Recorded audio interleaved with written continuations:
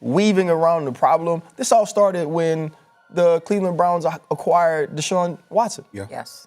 If Deshaun Watson is the player that he was in 2019 in Houston, we're not having this conversation. Do I think that Kevin Stefanski should be out? I do.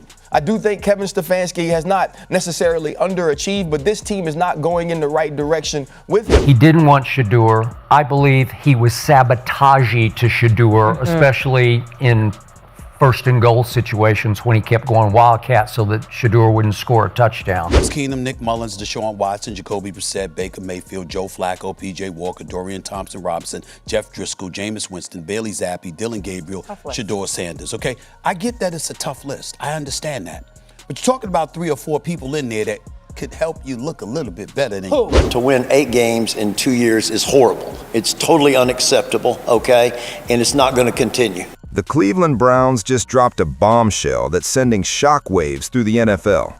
Kevin Stefanski, 2-time Coach of the Year, mind you, is out, gone, fired. After 6 seasons and a 45-56 record, the Browns finally pulled the plug on January 6, 2026. But here's where it gets absolutely nuclear. Ryan Clark isn't just celebrating the firing, he's dropping sabotage allegations that would make even the most jaded NFL fan do a double take. And the alleged victim? 5th-round rookie quarterback Shedeur Sanders, son of Coach Prime himself. I think I did what I was able to do, and I definitely grew from a lot of things, and I got experience now, so I'm always the same, like confidence-wise, I'm there. Let me set the stage for you. The Browns' coaching search is officially underway. GM Andrew Barry is leading the hunt, and the football world is completely divided. One side sees Stefanski as a victim, a talented coach destroyed by the Deshaun Watson disaster and an endless quarterback carousel.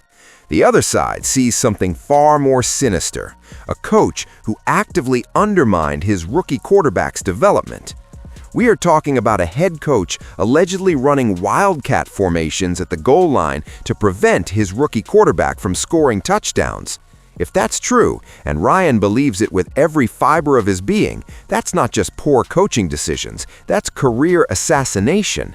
That's a head coach actively working to destroy a young player's confidence and statistics. I do think Kevin Stefanski has not necessarily underachieved, but this team is not going in the right direction with him. But it's not about developing young talent. When you talk about Dylan Gabriel, you mentioned Shedeur Sanders, he didn't have enough time for either of those players to reach. Before we dive deeper into the sabotage allegations, we need to address the elephant, or should I say 13 elephants, in the room. Because the Stefanski defenders have one absolutely legitimate point. The quarterback situation in Cleveland has been an unmitigated disaster. Stephen A. laid it out with brutal honesty, questioning whether any coach could succeed under these circumstances. In Cleveland, 13 quarterbacks. Somewhere along the way, do I not get to look at you as a head coach and say, could you find somebody? Could you find anybody? I'll throw the names out for you. I got them right in front of me. 13 quarterbacks in 6 years. Let that sink in. The list reads like a quarterback graveyard.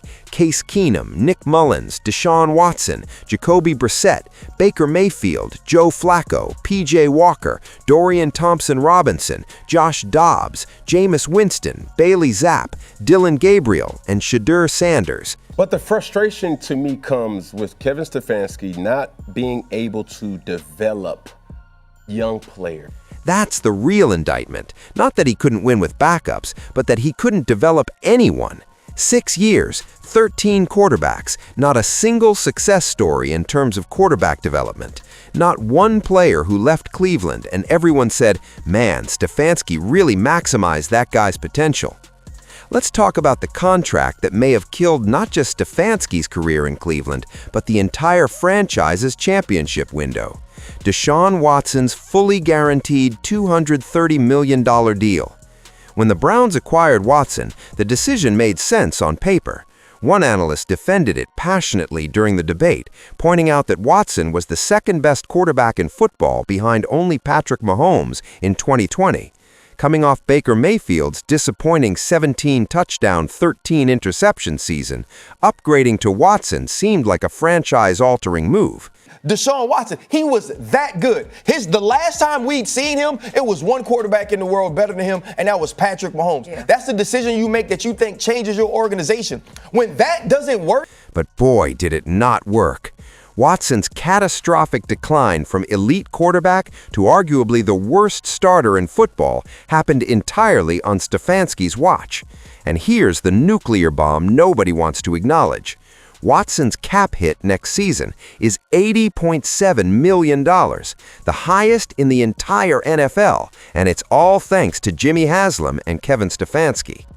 Now let's get to the heart of why Ryan Clark and others believe Stefanski sabotaged Shedeur Sanders, because despite literally having the worst supporting cast in football, this rookie quarterback delivered clutch performances that demand respect. The statistics paint a grim picture. Pro Football Focus ranked Cleveland's pass blocking dead last in the league during the final month of the season. Their receiving core also dead last according to PFF. Shedeur's most trusted target, rookie third-round pick Harold Fannin Jr., went down injured against the Steelers and was unavailable for the crucial Bengals game. No David Njoku, no running back Judkins, who'd shown flashes. Jerry Jeudy, supposedly the proven veteran receiver, caught just 2 of 6 targets for 17 measly yards. But here's where the sabotage allegations gained serious traction. Despite all of that, Shedeur Sanders consistently elevated his game when the stakes were highest. Against the Bengals, with Joe Burrow having just given Cincinnati the lead with 90 seconds remaining, Shedeur orchestrated a 64-yard game-winning touchdown drive in 10 plays. Skip Bayless broke down this performance with almost religious fervor. Shedeur Sanders took a team of practice squad nobodies and went on a 64-yard drive in 10 plays, clutch, and more clutch. Converted a 3rd and 10 at his own 29 on a throw to an undrafted rookie named Isaiah Bond for 13 yards. Against the Jets, Shedeur outplayed future Hall of Famer Aaron Rodgers, posting a QBR of 37 compared to Rodgers' embarrassing 18. Against Cam Ward, the first overall pick in the draft who went to Miami, Shedeur threw for 364 yards and completely outdueled the guy everyone said should have been picked ahead of him. So when you watch a rookie quarterback consistently perform in clutch moments with zero help, and then you notice his head coach repeatedly bypassing him for Wildcat formations and scoring situations, the sabotage allegations start making uncomfortable sense. Here's where the Stefanski debate gets truly complicated. You don't win Coach of the Year being incompetent. Only 13 people in NFL history have accomplished that feat. Mike Tomlin, universally respected, has never won it. John Harbaugh, Super Bowl champion, has never won it. One analyst made this point emphatically during the debate. Stefanski be the Coach of the Year twice. Mike Tomlin, who we all revere, has never been the Coach of the Year. John Harbaugh, who we all revere, has never been the Coach of the Year. Kevin Stefanski can coach at that level. Do I think that Kevin Stefanski should be out?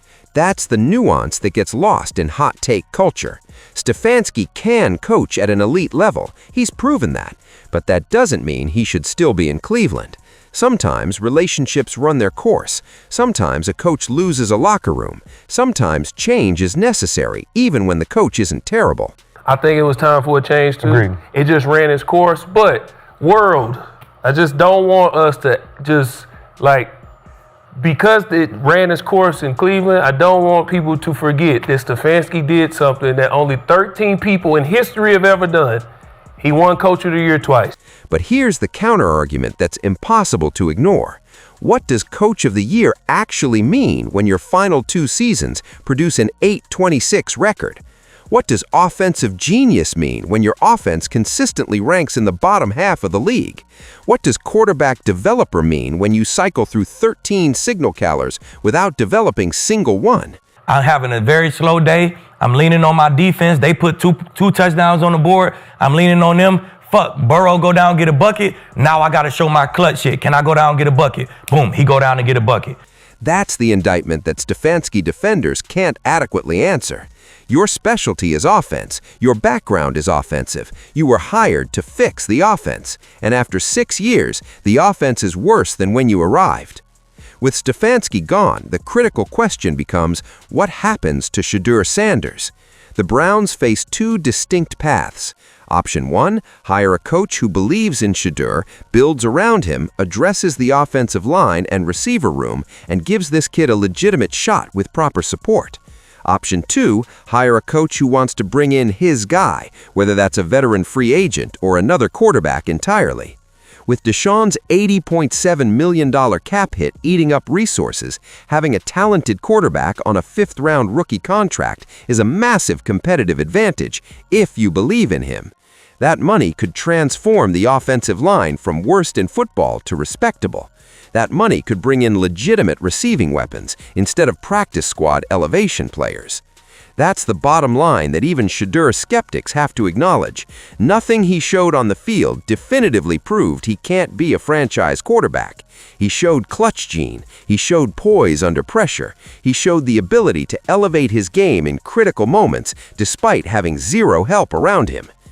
The Cleveland Browns are at a crossroads that will define the next decade of their franchise. They've fired a two-time Coach of the Year who may have been sabotaging their rookie quarterback. They're saddled with the worst contract in NFL history in Deshaun Watson, and they have a talented but raw fifth-round pick who showed flashes of brilliance despite historically bad support. 81% of fans believe Shedeur Sanders should be the Browns' franchise quarterback moving forward. The analysts on the panel, Skip Bayless, Ryan Clark, Shannon Sharp, Ake, and Cody Parker, all agreed Shedeur has earned the right to be built around. The next hire will reveal everything about what the Browns organization actually believes. Do they see what Skip sees? A quarterback who proved he's been their answer all along, just sabotaged by coaching? Do they trust Andrew Barry to identify a coach who can develop Shedeur properly? Or will they bring in someone who wants to start over, wasting another year of an already cursed franchise? One thing is certain, Kevin Stefanski's tenure in Cleveland ended not with dignity, but with allegations of sabotage that will follow him wherever he goes next. Whether those allegations are fair or not, they're now part of his legacy.